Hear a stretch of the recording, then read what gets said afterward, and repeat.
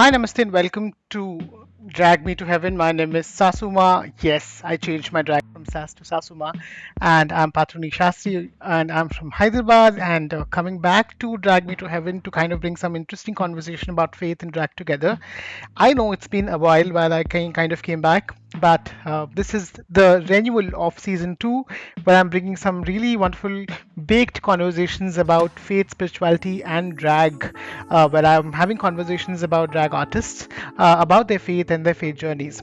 Now, if you're new to this particular channel, please go ahead and subscribe to our Spotify as well as all the other links which you could access where we are kind of going ahead and showcasing this podcast.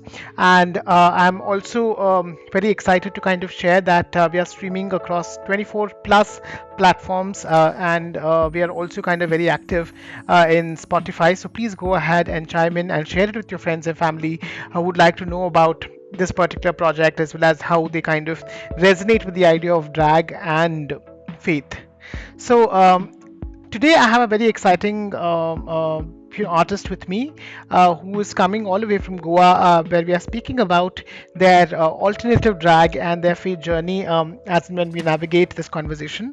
But before that, if you're listening it for the first time, please go ahead and support us. Send your emails to pcsas3@gmail.com for if you have any kind of a questions, or if you want to send some suggestions, and we'll be more than happy to listen to it. So without any further ado, let's go back and chime in with La First. Hi everyone, my name is Patruni Chidananda Shastri, aka Suffocated Art Specimen, ex Suffocated Art Specimen actually. My drag name is Sasuma, which is a newly updated one, which I started and I'm constantly forgetting about the same. But thank you so much for always chiming in to Drag Me to Heaven. I'm excited to share that we are starting the season two, and I have a very wonderful guest with me whom I was admiring for a long time and wanted to have them in the first season itself. Having said that, this time I have, my favorite drag artist from India, if I could say it in that way. We have La Faust. They also had a change in drag name just like me, so we are in a very good path to kind of go ahead and talk about drag and faith. So this is a new season of Drag Me to Heaven, and I'm really excited to bring in a lot more, queer artists, especially drag artists, to kind of come ahead and talk about faith. So without any further ado, let me quickly go ahead and welcome La Faust. Hi, how are you? Hi, I'm doing great. I'm so excited to be part of the podcast. Ever since I saw it, I was like, wow, this is something I would love to be a part of. So I'm so thankful that you got me on for the second season. No, I was really kind of dying to, if I could say it in that way, because as an artist, when I started watching, your work, I started watching your work actually from Smithin, who you did a photo shoot with them together when they Yes, were in yes. Goa, and I was mad, like how exactly you create the idea of performance art with drag, and the space which you kind of embody, especially Hmm. when you create those kind of characters. That was my initial thought process of drag as well. Like I also started in a space where I was constantly dressing up every day at the time of COVID. And I don't know, like somewhere or the other way, I left it. I left that part. I only became somebody who is occupying stage and performing. And the fun of it is something which is gone. Like it's not there anymore, of sitting, creating, etc. And when I saw you for the very first time, and when I saw your content which you are creating, the images which you are creating, it helped me get back to think that, okay, what am I doing? So somewhere or the other way, that constant questioning of being an alternative drag queen in India, and how exactly we start off with the perspective of drag, to kind of uncheck the regular camouflage of beauty, was something which somewhere reinstilled, and thank you so much for doing that. And it means a lot. So yeah, I spoke more about myself, but I would like to quickly kind of introduce yourself to our audience. I have been following you. I know your amazing work which you do. But if there is somebody who's chiming you for the very first time, I would quickly ask you if you could introduce yourself, and give your key beliefs or values, or your faith, what faith you follow, for our audience. So my drag name is La Faust, and so La Faust, the name I've chosen, La Faust, comes from this folk tale of a man who basically sold his soul to the devil for infinite knowledge. And after a certain period of time, once he has achieved everything he has, gotten in life, the, the devil sort of claims his soul back. So basically, he sold his soul off just to have everything. So I found that very interesting, and I got that. I learned about the story when I was in college. I was an English major, and the La Faust story is like when I was in this like break period of drag, I was like, what should I just like, because there was such a heaviness with my previous drag name. I was like, what do I change it to? And then as I was going to work, I was like, oh wait, the story of La Faust, and my middle name so happened to be Faustino.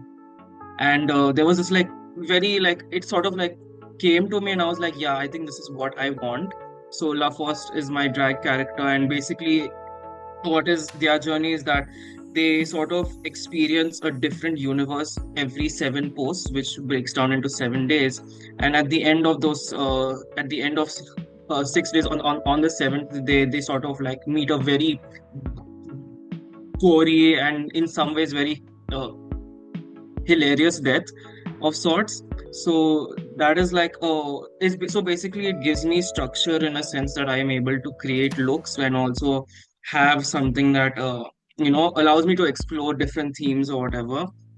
And I grew up Catholic. The specific wing is Roman Catholic, which is very common in Goa. So being Goan, and I, I was instilled these values of Catholicism. So like there was a lot of like faith in God, having blind faith in God, and as I grew up, I sort of moved away from that blind faith sort of aspect, and my like key belief in life throughout anything is like do whatever you want, just don't be an asshole about it. I don't know if we can curse. Can we curse on the podcast? Okay, thank you. No, like that is my my like motto in life. Do whatever you want, just don't be an asshole about it. Like, it's like you are free to do what you need to do. Like the world is everything. Sure, money runs the entire universe, but like do what you have to do, just don't be an asshole about it. And I think that is where I sort of am in the middle of like my Catholicism and this like anti-assholeness that I sort of live by. I really love that. Don't be an asshole in doing whatever you do. And, um, something which you kind of reminded me as well, like, sometimes, uh, drag as a persona is also very evolving in its own nature. Yeah. And I really love your start drag name, which was a very, very unique and very kind of on the face of Yeah. it. Yes. you know and then your transformation of a new drag name is something also very interesting to see how artists are not constant in their work. There's always this idea of change which happens. It might not be only a change with the artistry, but also the change on how we kind of see art or create that space of art. Now, your work of art is something which is extraordinary, and I have been kind of seeing your work. I've been kind of following, reading a lot of articles which has been written. By the way, I think you are one of the only alternative drag artists in India who got an entire article in Vogue India. There might be somebody else who have done it as well, but as I'm seeing it from the alternative drag perspective, so you have done that, which is very, very huge in its own nature. And I just want to understand, how did your journey into drag begin, and did your faith or did your ideology of faith uh, shaped your persona, or can you also give us what is the relationship with your drag persona and your personal belief system? So I began drag during lockdown. Uh, that was 2021 or so. Wait, was it 20? Yeah, it was 2021. So I started drag because so I used to be an artist. I used to do regular art on mediums like pa- pen paper, like anything. Like I used to do be an artist in that sense. And around lockdown, when I mean, like a lot of people were going through like severe depression, severe anxiety, I hit a really intense art block, which in some ways still affects me to till this day, because my art, my like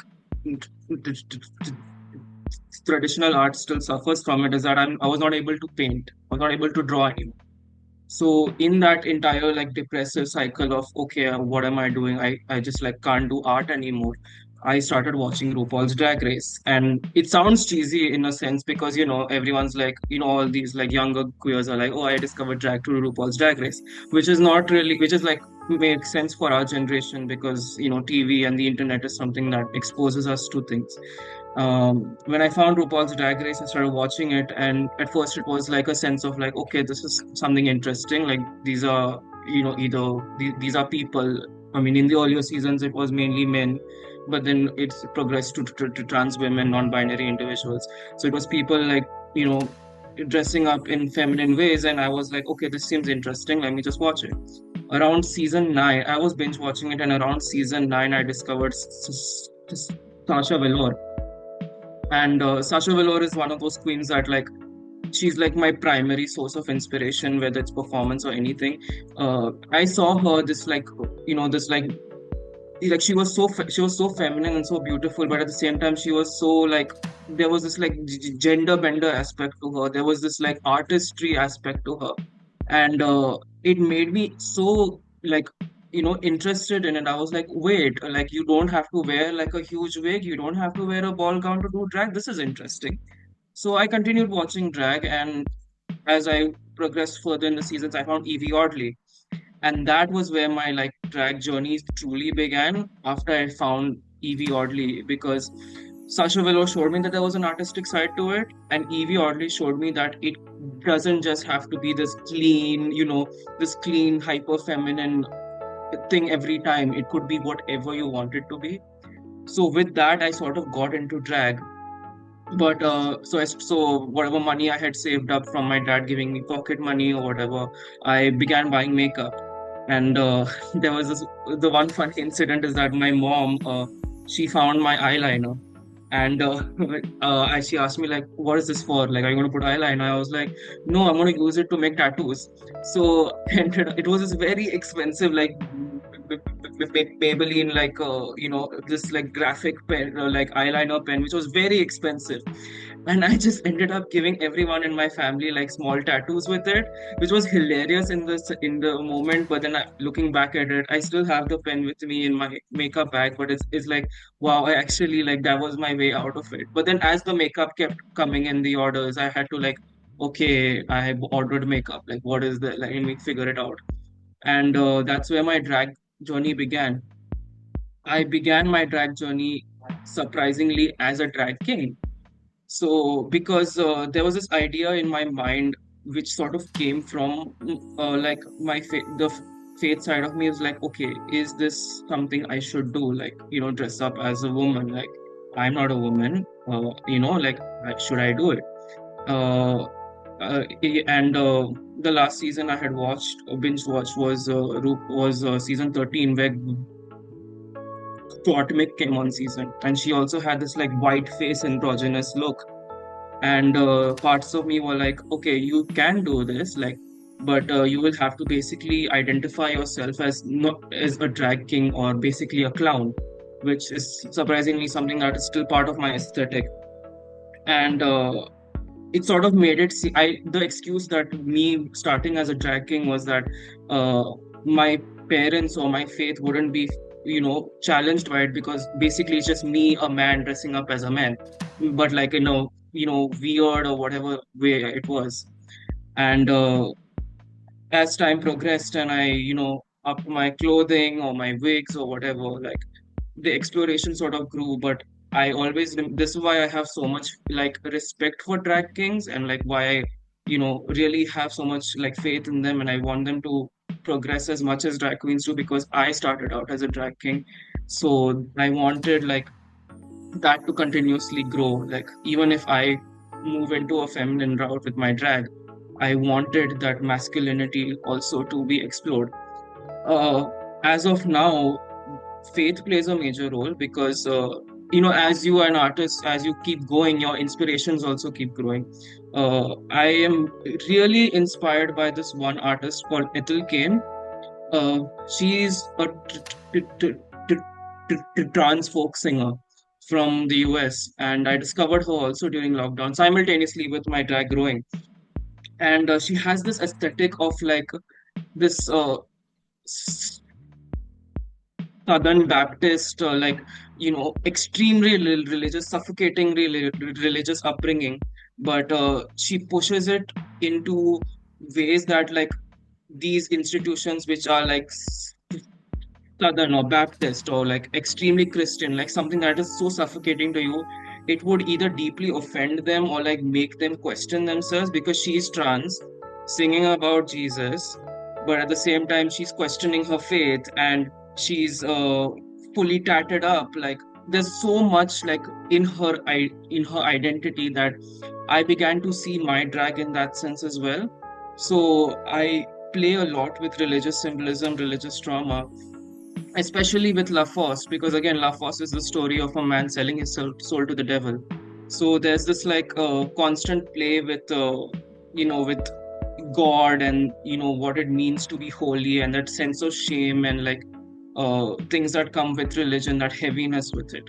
Uh, One of the recent collections I did was papal bull, so which is basically a sort of order that comes from the popes and the play in the Vatican that that basically says like this is what you're supposed to do now, like in regards to your faith. So with that, I began to explore that sense of shame and the sense of like like you are losing your religion while trying to find it, if that makes any sense. So there's a lot of approaches that I do with religion when it comes to drag.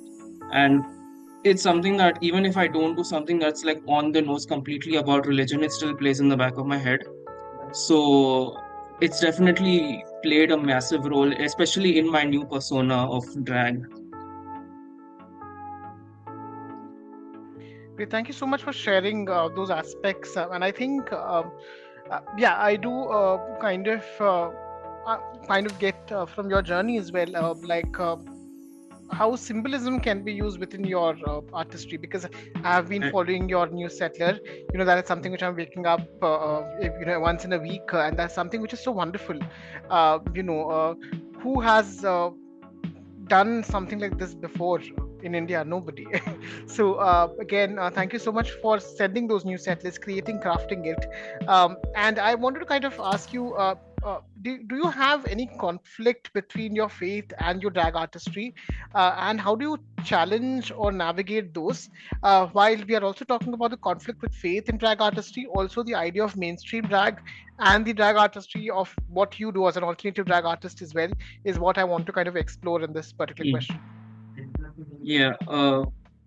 As far as challenges go between my faith and drag artistry, I personally at least I don't feel any like sense of like, oh, this is such a sin for me doing it. I feel like we as people and we as communities have moved past that idea of like this great shame that comes with being queer or being artists, that there's this like that whole struggling artist, the mentally struggling artist scenario. I feel like at some point we have all moved away from that, and the but the consequences of it I do feel like there have been like friends of mine, that I have, been to school with or have grown up with. And at some point, when your engagement drops, you're curious as to see why is that possible? How did that happen? And you see that a lot of these friends who grew up with you in these same faith circles, who grew up with you with the same values that you were taught as a person, they have started like distancing themselves from you and have moved away from you. And you do question it. You're like, okay, we grew up the same way. How is it that I approach religion like this? And how and why have they sort of like distanced themselves from me trying to get to a different approach? And it's interesting to see, but at the same time, I'm not the kind of person who will, straight up go to them and be like, hey, why did you unfollow me? Like, what did I do wrong? Because truth be told, most of the time I don't care. Because like, everyone has their own life, and I'm on my own journey. But it's interesting to see how like we all have grown up, like especially like the people in my following or people who have grown up Catholic with me. We have all learned the same things. We have all, you know observed the same rituals and same practices. We all follow one God in our circle, yet for some reason we are all different in the ways we approach things. And that is one challenge that.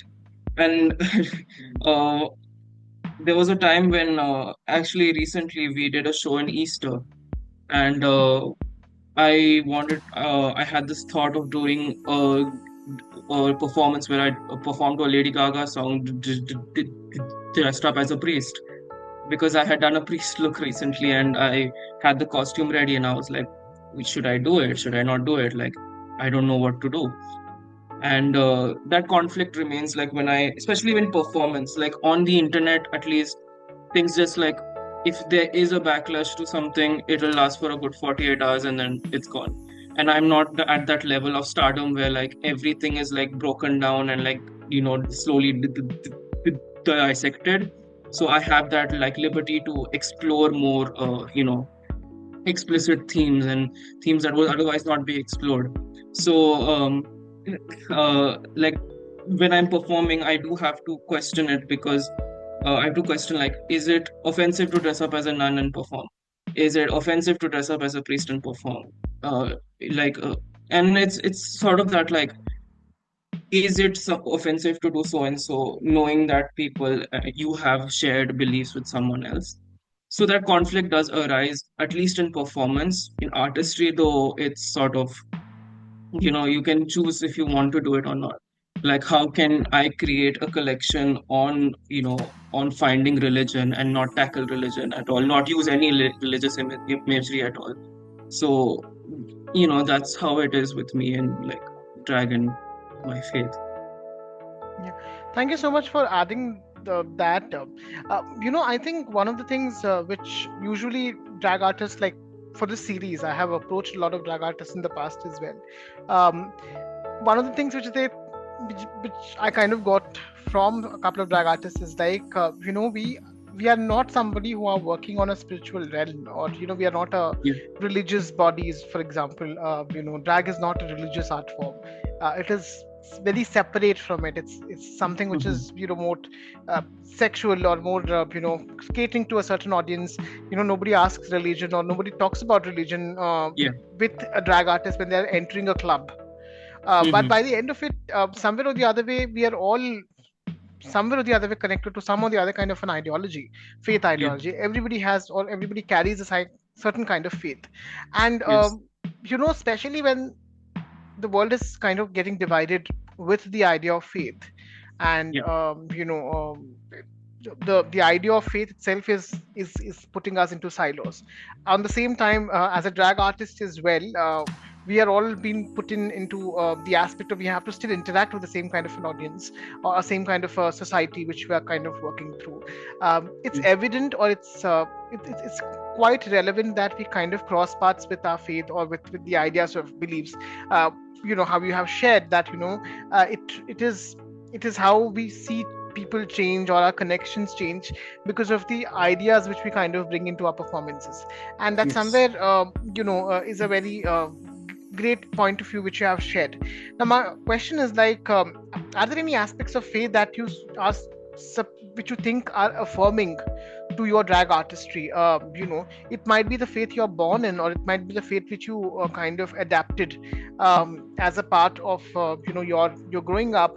And also, when you are working with imageries of any kind of faith, did you face any kind of a backlash, or were there any situations where people kind of reached out to saying that, okay, this is not something which should be done? For example, I sing Carnatic songs when I'm going ahead and performing in public. Yeah. And Carnatic songs are devotional songs sometimes, and sometimes it's like very generic songs. But when I sing those, my intent is to kind of say that um, because drag has been something which is a part of spirituality, or a space where there is an exploration of faith in itself. And me going ahead and singing that, saying that I'm trying to separate the idea of, okay, drag has been a sexual art form, or an art form which is only to be supposed to be done by adults. So that is my intent. Mm. So have you ever thought on how, like, when you're presenting a concept which is having any kind of faith imagery, uh, what were your point of views in creating those contents, and were there any backlashes? Um, so at least for my sanity or for my own understanding, I like to believe that art can come from anywhere. And with modern Catholicism, a lot of our sources, aside from like the Bible or scripture, a lot of it comes from artistry. And Christian art is always something that has really fascinated me. One, for how it represented holiness, or how it represents what it means to be glorious or to be holy. But also because at some to some degree also at how hilariously gory it is for some reason. Like I when I was looking for inspiration for the Papal Bull collection, especially the last look, which was me turning into this like human like statue with my arms cut off and like the crown of thorns on my head, and basically my flesh turned into rabbit ears. I was looking at like different artifacts from Christianity, and the way we preserved saints. It's hilarious. It's so funny because like certain saints after they pass away, their like jaws or their tongue or their eyeballs or something is preserved in something that looks beautiful to look at. Like it's gold encrusted. It has a lot of lots of like gemstones Yeah. and I think I like to look at it like that. Like it is a sense of artistry. So in that sense, I try to believe that if I ever get any backlash from it, you know, Catholic art has existed. Am I contributing to the larger scale of that art? I'm not sure, but in some sense, I would like to believe that this is a kind of art that I want to showcase. So, Lafos, I need to ask you about something which is very interesting. I think every artist wants to know, whomsoever is following you. Like, can you tell me the process of how do you create or look out for creating a drag artistry? And, I have also seen that you are somebody who's very dedicated in creating your looks. I've seen videos where you kind of, stitch your dresses, or, create a mask, or, invest that particular point in time. There are 3 to 4 drag artists whom I kind of follow. One of them is, Hiten Nunwal does the same thing, like creating the entire metamorphosis of the look which they kind of create. And you are one of them as well, who create that, every aspect of it. It takes a lot of time, as well as, investment of thought while you are creating it. So please help me with that process, and then I would ask you a few more questions which are related to how drag can be navigating through, because somewhere or the other way, when we create this idea or a look which we are kind of envisioning, we are, it's a part of our meditation, it's a part of our process which divides us as from our humanliness of our day-to-day life or society, but also throws you into a space which is very new in its own nature. You get that kind of lack of better words, kind of a juice which you kind of feel as in when you are creating something. So I want to know more about that process.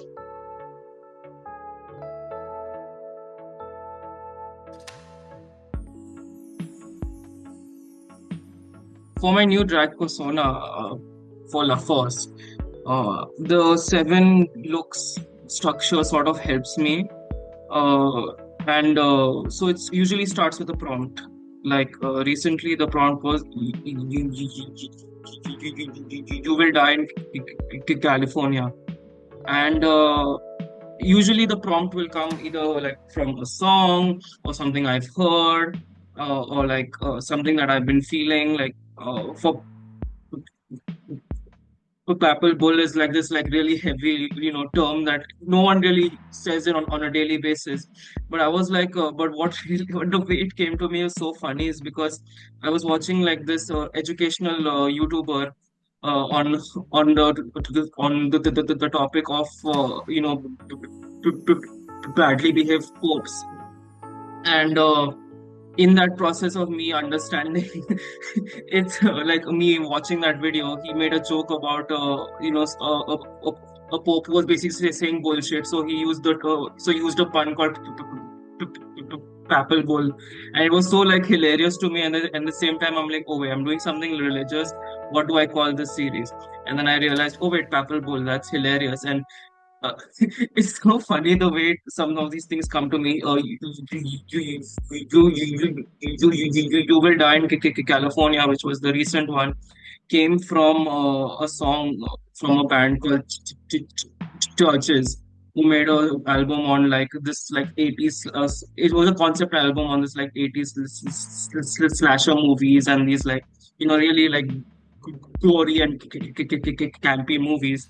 And one of the songs is called California, and the first verse of that song starts with like, no one ever warned you, you will die in California. So that became like the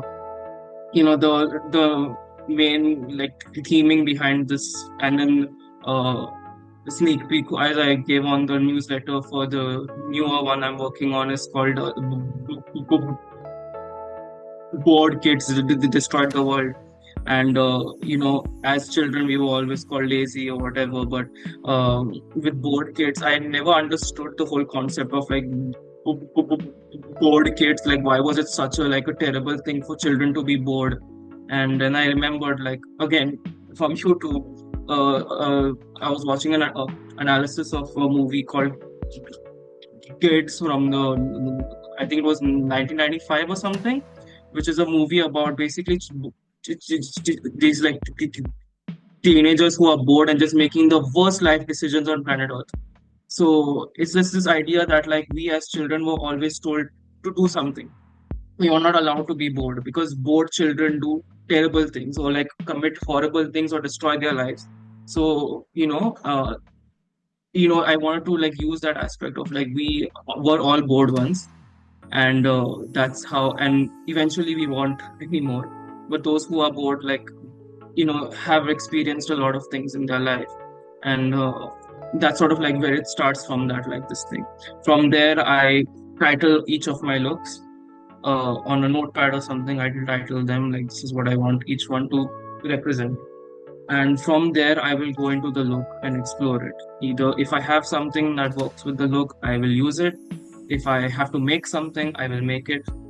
But once it's ready and I'm ready to shoot, I will sit down and do my makeup. Everyone has a different like process of doing makeup.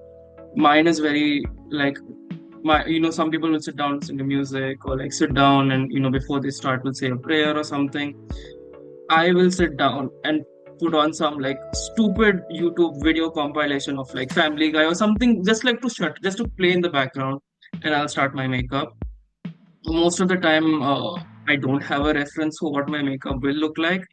But the other times, I have my inspiration in mind. I never like, with me, inspiration is key for drag. Drag cannot just come out of nowhere. It has to come from an idea, a feeling, or something that you've seen. But it's up to you to make it what you want it to be. So I like so I will have an inspiration, but I will never like look at a certain makeup look and be like, I want this on my face right now. That's not how it works with me. So it's like this like flow of like how I start my makeup, and then once it looks towards the end, and then I will shoot. I will sweat. I will shoot. I will sweat a lot from setting things up. If my fiance is there at home, which he is most of the time because he also works from home, he'll help me with the shoot or whatever. And then I will sit, and my fiance always tells me like, listen, Ryle, you shot it, you cleaned up everything. Now relax. Now sit, relax. If you want to edit it, do it tomorrow. But in my mind, I'm like, no, I shot all this right now. I'm going to edit this right now. And he will get upset with me for like doing this as soon as it's done. But for me, the process from start to finish, aside from my fiance, who will shoot for me, it is all me. From the ideation to the edit to the newsletter to sending out the newsletter, it's all me. And that is something I take pride in. Like I do this all myself. And that's how it like goes from start to end, basically, for all of my drag works. Thank you so much for walking me through the process, because somewhere or the other way, we know drag takes a lot of time as well as an effort. But the idea of rituality, which is there within the process, is something where we never kind of talk. Like no artist basically talks about it. And also the entire urge of you create a certain thing, and then the urge of showing it out to the audience or putting it out is something which is very constant as well. Because even when it kind of comes to me, if I'm doing a show, if somebody has recorded my video, unless and until the person who recorded the video sends the video to me on a WhatsApp, I don't let that person sleep or myself sleep. So Yeah. that is a very very urgent, because, and also because, as an artist, we're all thirsty to show our work. And while we are trying to show our work, we want the similar kind of understanding of people who are in the part of the process to acknowledge that as well. There were times where I did a performance, and after 2 weeks, if somebody sending me a photograph as well as a video, the Mm. performance, the persona has died. There's no point Yes. for me to kind of go Yes. and Yes. put something out in public or in an Instagram. So I get very frustrated. I take very personal as well as very frustrated where my art has not been onto my sharing list, um, Mhm. on a very immediate sense. It sits like Yeah. Yeah. something on your head and trying to kind of muffle with it. I kind of get that feeling as well. Like, if you have done something today, by the next 24 hours, Yes. Yes. put it across. And also not invest too much on, oh, this should be like this should be perfect. The idea of perfection in drag is like, like a bookmark in a religious textbook, if I could say. Yes. Yes. Because by the end of it, if you say that something is religious, something is spiritual, every page of it should be spiritual. But Yes. you can't put perfection as a label to kind of define a certain artistry. And I think I also kind of get the similar kind of an aspect. Like, we, as an artist, we create a certain thing, we should not be kind of finding loopholes to kind of not share that, because it's not imperfect in our mind. uh, Mm. so that is something which you have wonderfully kind of shared as well.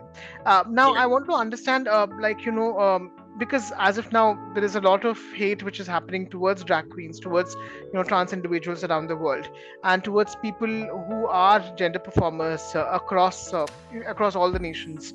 And with the ban or whatever is happening in the world, do you think what should be the strategy of drag artists, especially to counter religious hate as an individuals, and also what can be a way how we can come together as individuals in this particular space to sustain and use this as a way to counter any kind of a hate which queer performers are getting as of now? Mm. The thing is, uh, we ha- I always like what is bad about like my understanding of faith is that in my mind or like in my mind when I see things happening, it's like doesn't matter what you're doing, people are still gonna hate it no matter what.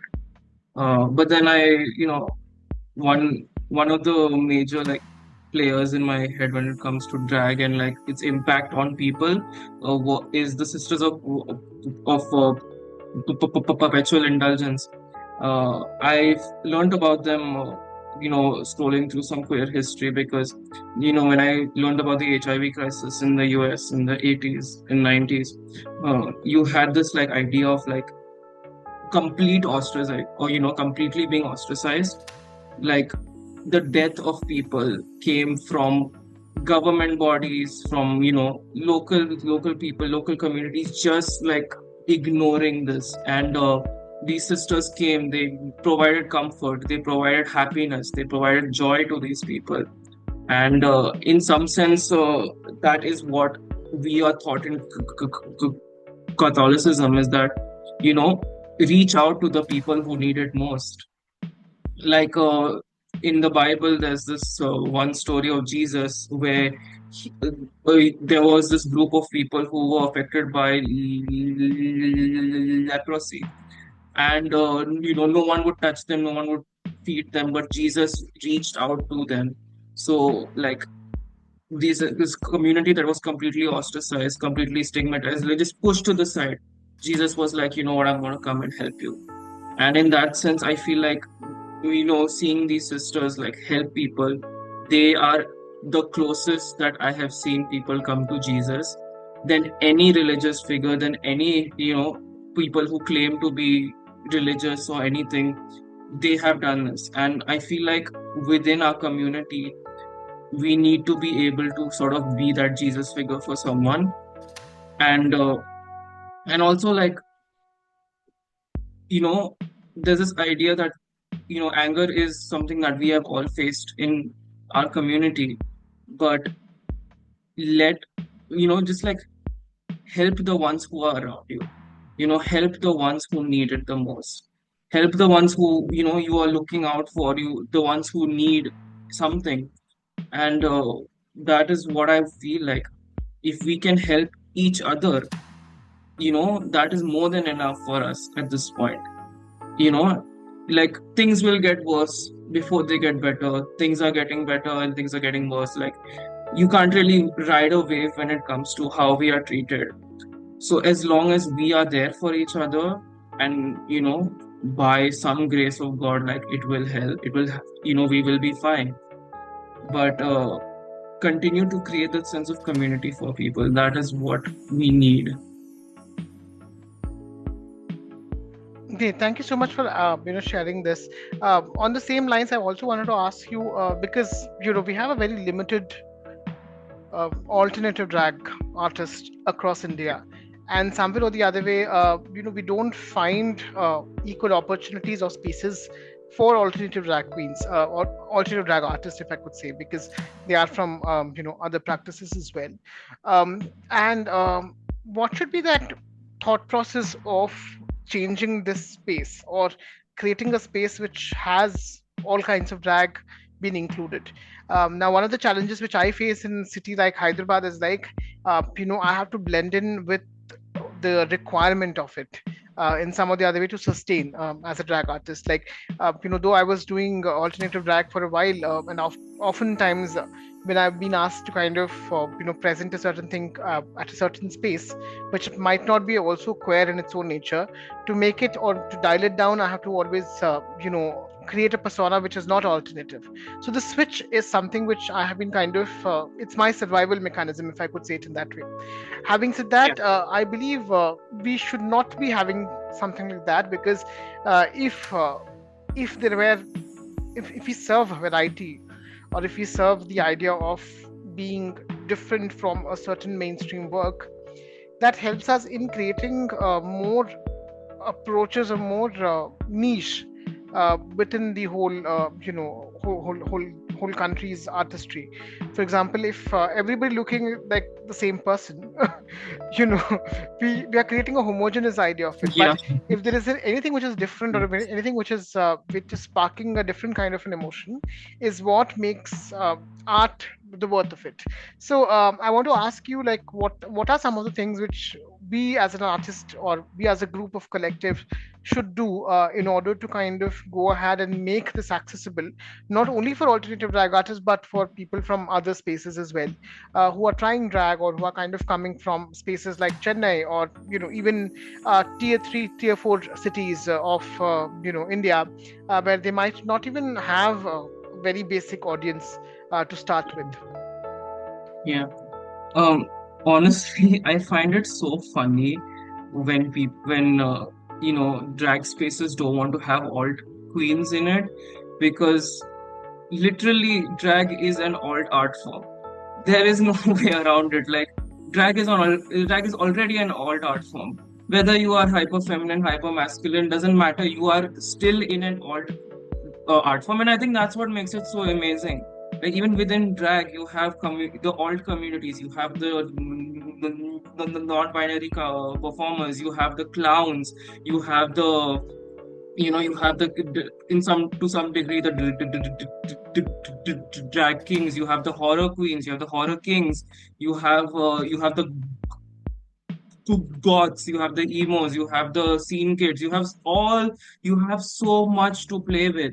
And I don't understand this idea that drag within the Indian landscape has to be this one thing. I want, I want to see kings at a show. I want to see a queen, do something that no one has done before. I want to see queens perform songs that no one has heard of. Because if you, this a whole idea that, oh, because I remember like performing and recently I performed and I was like stressing for a good 2 days straight. I'm like, what am I going to perform? All the songs I want to perform, no one else wants to perform. So you have to like find this middle ground. And it's good enough that I found a middle ground, but what if I want to showcase something that I want to do? How do I do that? If, but like I grew with this idea that, I started drag with this idea that if the audience doesn't know what the song is, by the end of my performance, they better be curious about what that song is. Like I want people to see that drag is not just one thing. And the day we start understanding that drag is not just drag race, I believe that that is when we will excel as a drag community. Because drag race, and what's even funnier with that is that drag race has showcased so many alt queens. We had Evie Oddly, we had Sasha Velour, we had Crystal Method, we had Acid Betty, we had Nina Flowers on season 1, we had Gottmik, we had Ariete recently, we had Lydia Butthole Collins. So many people. These are alt queens, and it's so frustrating to see like this whole idea of like beauty and like this beauty, and no one's afraid to be everyone's afraid to be ugly. Like be ugly, it's fine. Like I want people to see that drag is not just this like hyper feminine like slay all the time kind of thing. It is basically you have like a box of crayons, do what you want to do with it. You could draw a flower or you could like draw a demon, doesn't matter. Like just like be free. And I want like queens to explore that as well. But and the thing is, I have seen it so many times is that what an alt queen does, she will not get booked for it. But if a beauty queen or like a traditionally feminine drag queen does it, it's so like groundbreaking to see. Like, no, it's not groundbreaking if you do white face. It's, it's something that everyone has done. Like, it's fine. Like, I want people to see that you can do so much. Give people the opportunity to do so much. Like, it's like you can't do a horror show and just be beautiful. Like it's a horror show. Like there are demons and ghouls running around. Like let that breathe, let that exist. I want to see that. And I think that's, with the frustration that comes with being an alt queen is like you can't get booked for things because you're like, damn, like I have to, be beautiful. I'm not saying I can't be. I will be if you want me to.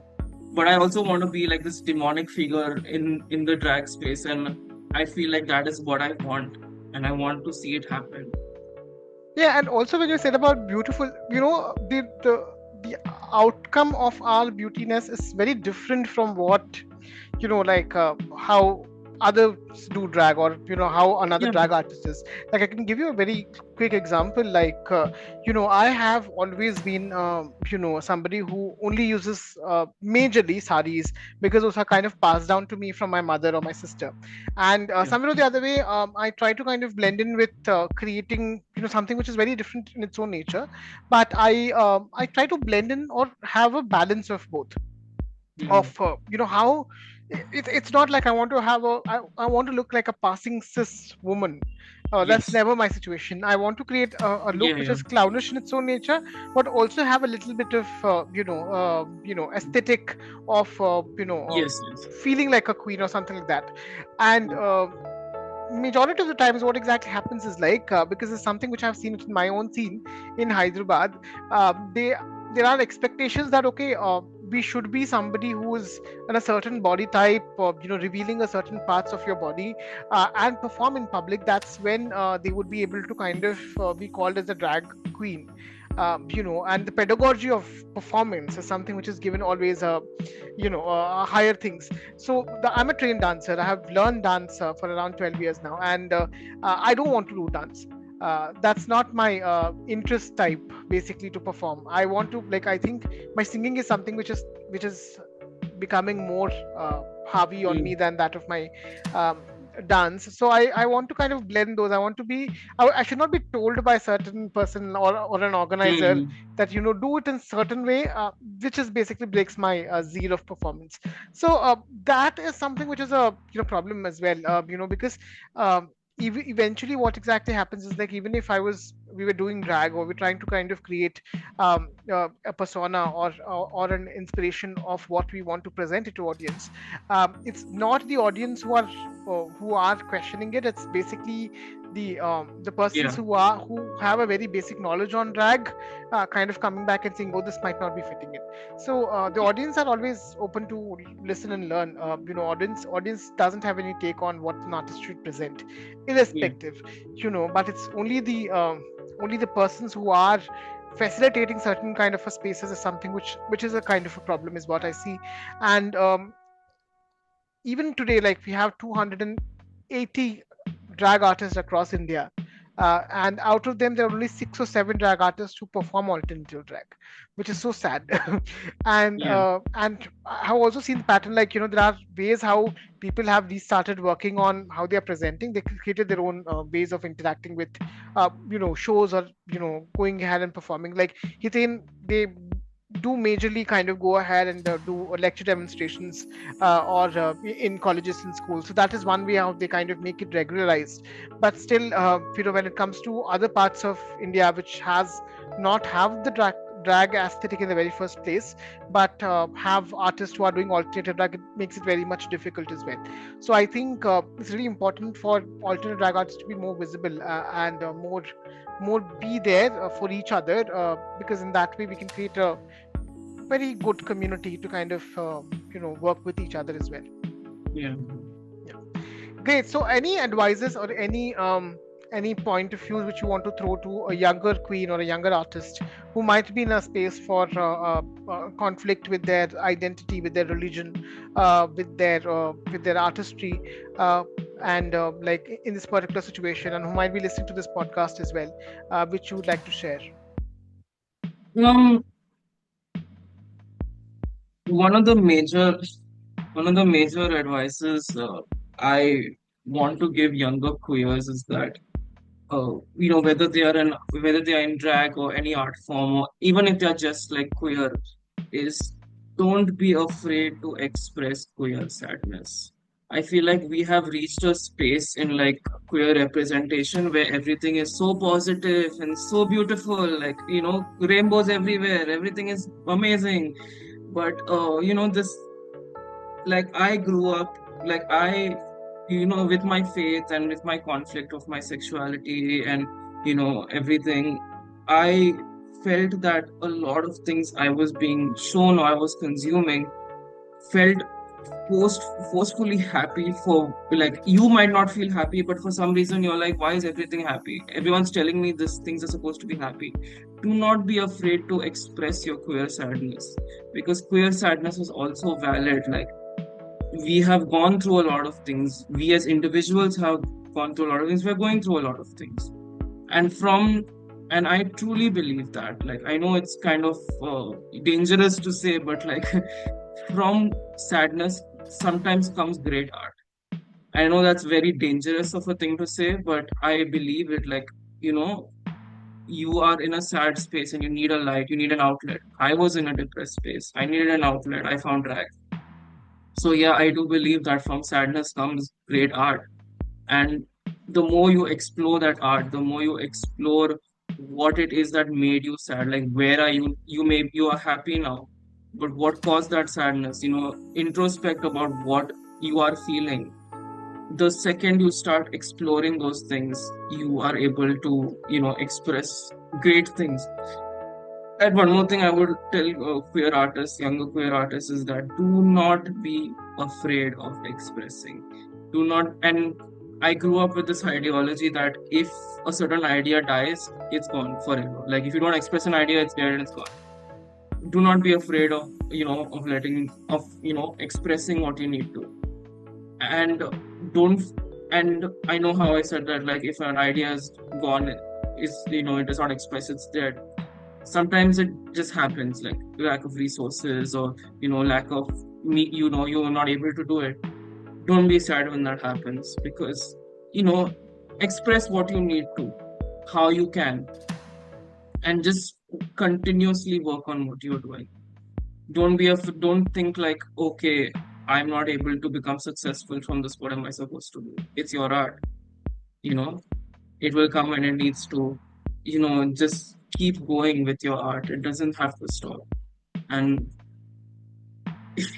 one advice I would give to young queer people is also, I mean, I have a lot of advice for young queer people. Like, for example, like if you're under the age of, I don't know, 21, stay off Grinder. Like I have like random advice for youngsters as well, but uh, like don't be afraid to be sad. Like queer, like if you're the queer person and you feel sadness, do not feel alienated, because the entire world and this like this like major corporations are showing you pride to be these amazing, like beautiful, happy things.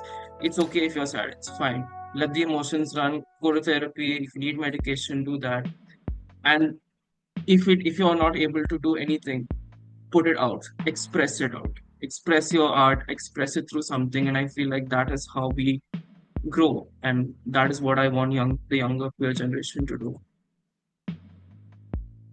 Yeah, thank you so much for sharing it. And this was my last question. So hence the voice accele- acceleration also kind of started. Obviously I was screaming out loud.